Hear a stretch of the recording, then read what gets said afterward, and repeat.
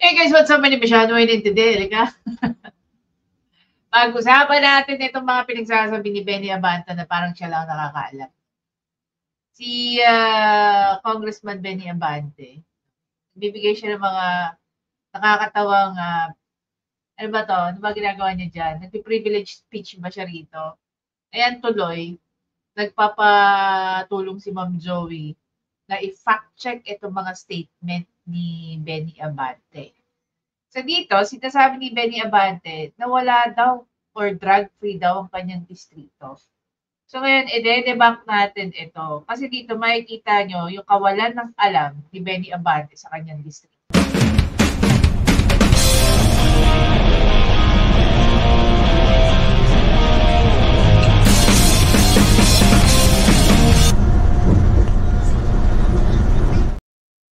Ayan na guys. Okay.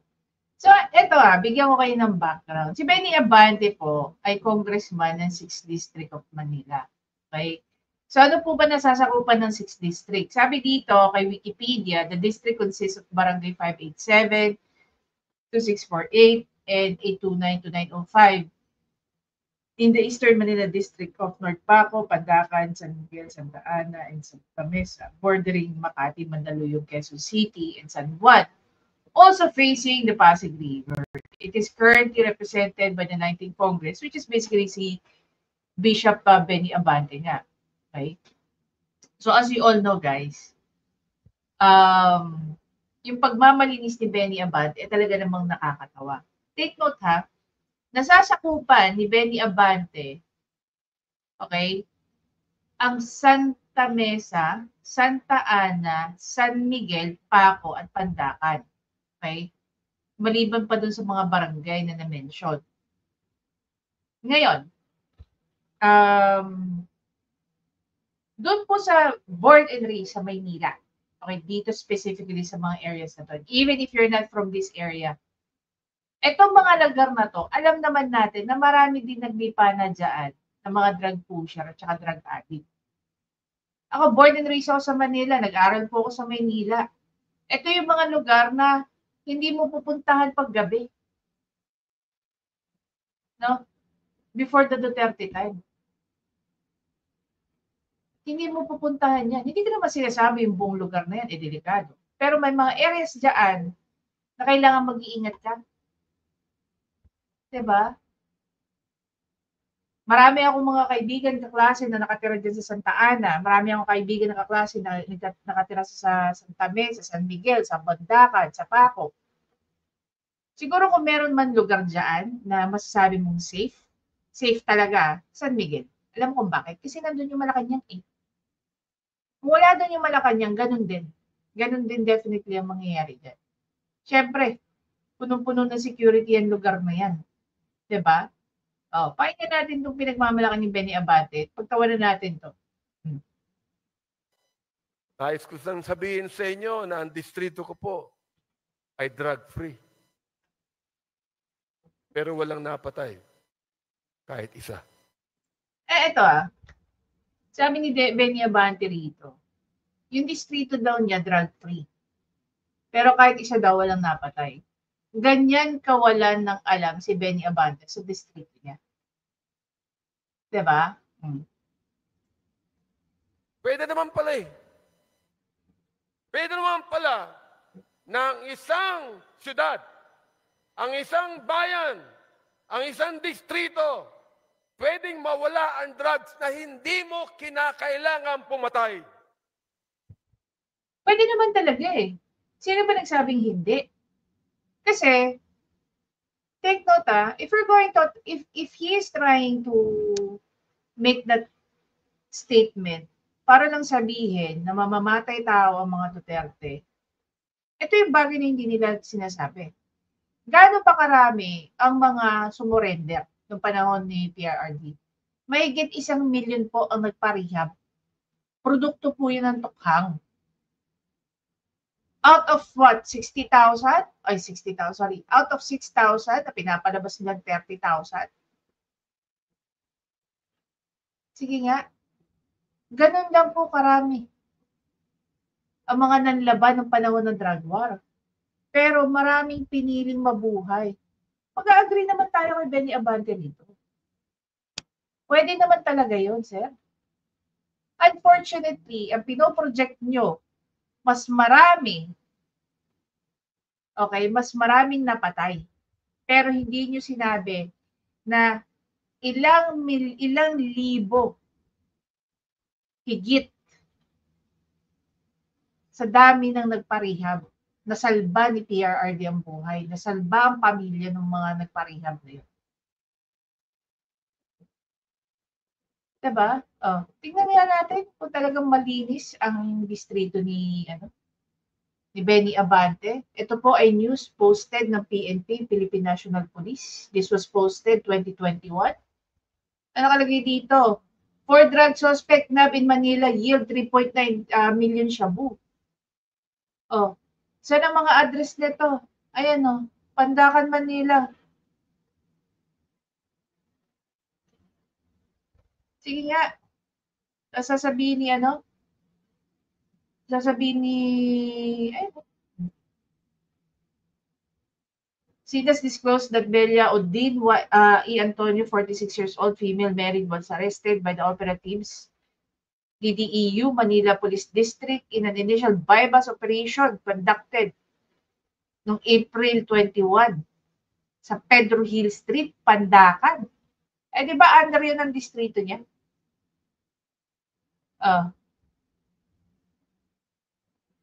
Sige nga.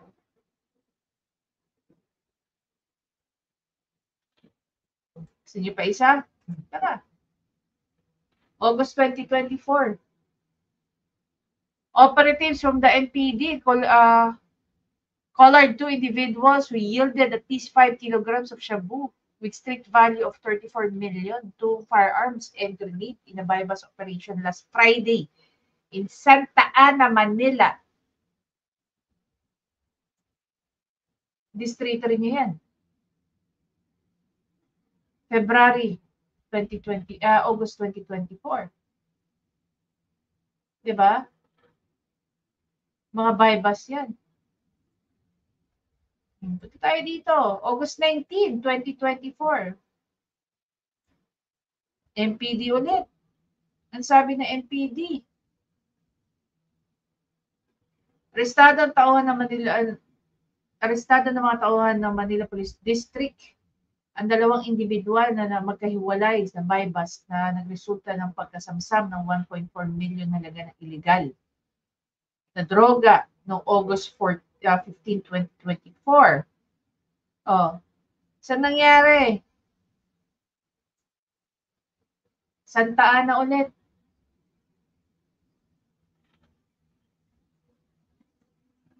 Oh, ito klasiko. Drug den near Palace raided. The NBI conducted a series of test buys that confirmed the illicit activity which prompted the joint anti-drug operation. Latest, 2020, October 25, 2024. Diba? Asan ba ang Malacanang complex? Nasa San Miguel. Under din sa distrito ni Abante. Mga bypass pa lang to, ha? Wala pa yung pinag-uusapan natin ng mga nahuling addict dyan sa lugar ng distrito niya. Sige nga. Kung talagang drug-free ang lugar mo, Abante, bakit may mga ganitong news? It only goes to show na hindi mo alam yung mga nangyayari sa distrito mo.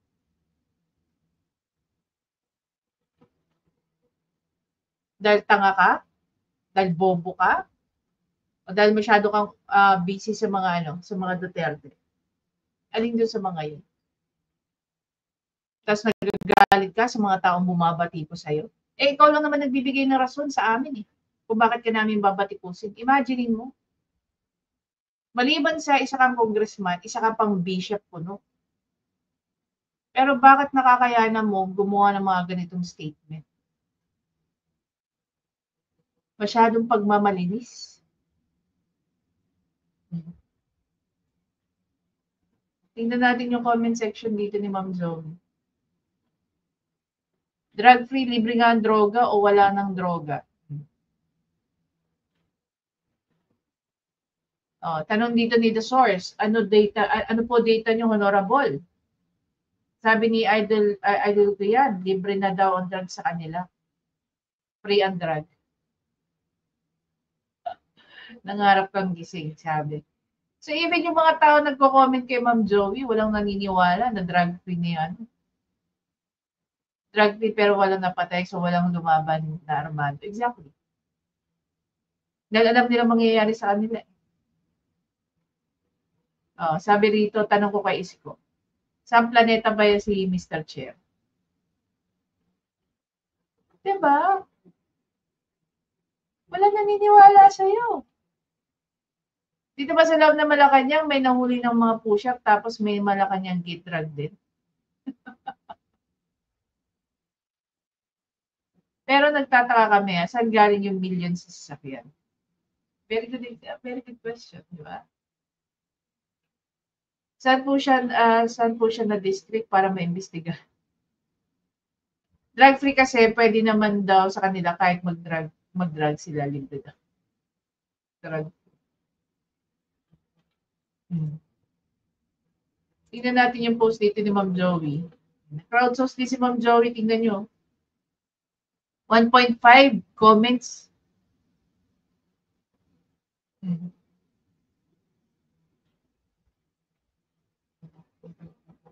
Sabi ni Michael Cancerman, magmalinis o makaligtas ka man sa mata o batas ng mga tao, sa batas ng langit, kaya ka magbabayad. Yeah, true. Sabi, libre daw po, kaya drug-free. Sabi ng Joan Castro, laking Santa Ana ako at nakita ko ng madaming mga nagra-rugby sa sulok at mismo sa mga islands. Kung noon nga madami, paano pa kaya ngayon? Anong sinasabi niya na wala daw? Nananaginip pa ng gising. Hindi. Ma'am Joan, hindi po siya nananaginip ng gising. Ganun lang talaga siya.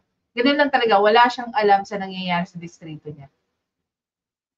Last term mo na yan at siguradong hindi ka na ulit makakabili ng luho mong sasakyan at mga relo at milyon-milyon na halaga ng naturingan na pastor ka pa naman ng isang sekta na nabubuhay sa karangyaan. Kapalan na lang talaga ng mukha diyan sa Kongreso. Totoo. Totoo naman. Diba?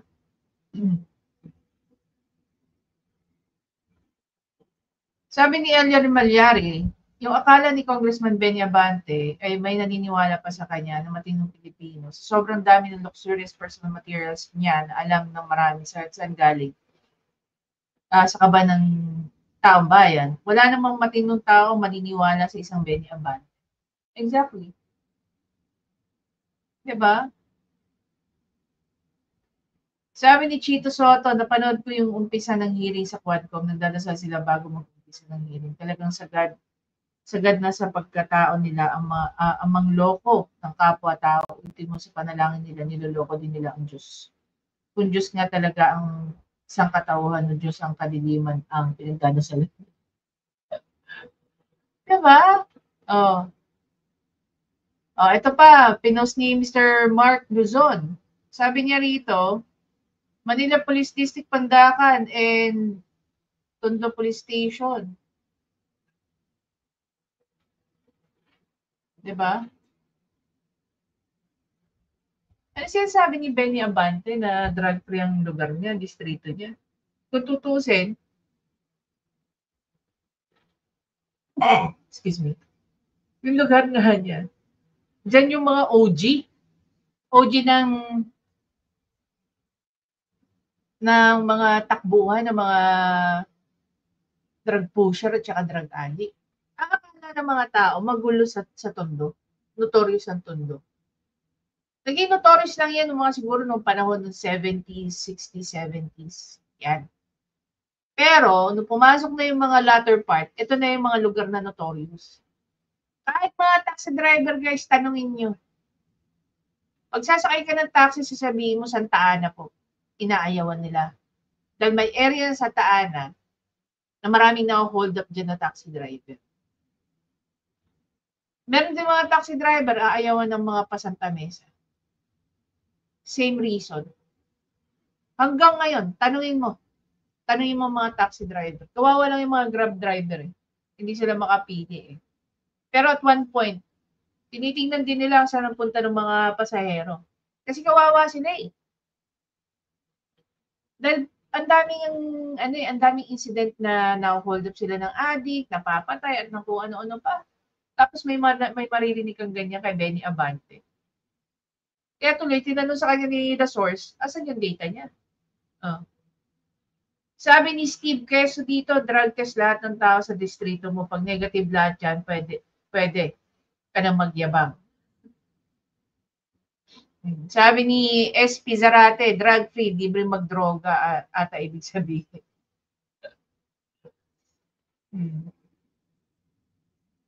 Sabi ni Meliton Tanchoco Jr., lahat ng lugar na nabanggit ay talamak ang benta ng droga, parang candy na lang next to Quiapo ang mga lugar na yan. Kuhaan ng shampoo. Sinungaling ang congressman na yan. Ginagamit pa ang Bible at Diyos para sa kasinungalingan niya.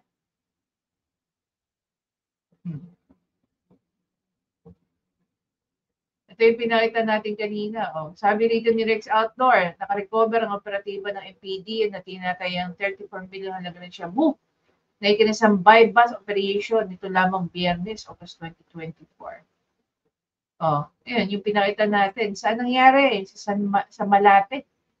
San Andres. Saan sinasabi ni Abante na siya daw na pinagyayabang niyang drug-free ang kanyang distrito. Diba?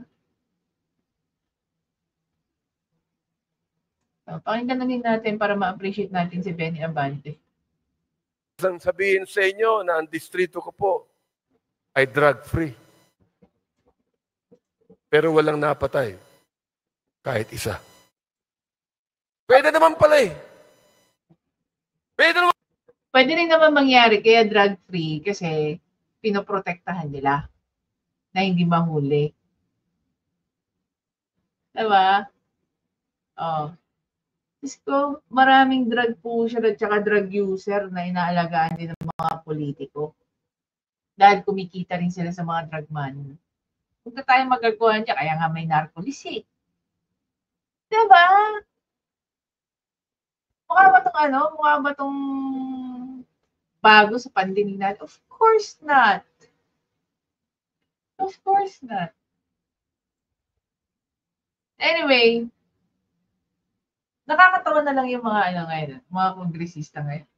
Di ba na magmukha silang tanga, bobo na sa mga pinagsasabi. Meron lang ma-flex. I-flex kahit wala namang kabalbalan yung finiflex nila. Kaya ako tuloy nakaka